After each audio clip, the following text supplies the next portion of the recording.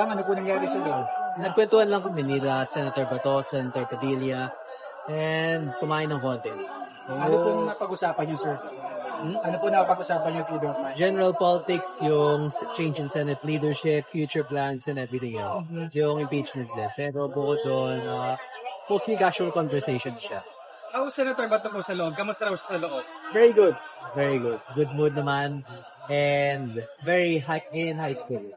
Alright. And then, kung, di ba kanina sabi niyo parang hindi pala kayo ganun super close ni Senator Bato. Pero kayo ay allies, right?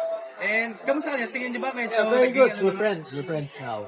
I support Senator Bato and I congratulate him on the change of Senate leadership. Tingin niyo saan po tutungo itong pag-aantay niya sa loob ng Senate? So kaya darating to or ano yung mga magiging end game nitong kanyang pag-wait sa loob ng custody ng Senate? Wala mang endgame yung endgame ng change of leadership o yung endgame ni Senator.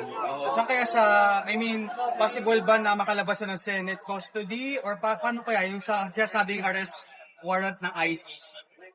Regarding sa arrest warrant ng ICC, specifically regarding sa case ni Senator Bato, it's a very messy situation kasi ang daming iba-ibang mga information that there's plenty of different information that's circulating online. So, hindi namin alam po, for me personally, hindi ko alam kung ano yung magiging plano dito or even kung ano yung specific arrest warrant or kung ano yung jurisdiction ng ICC.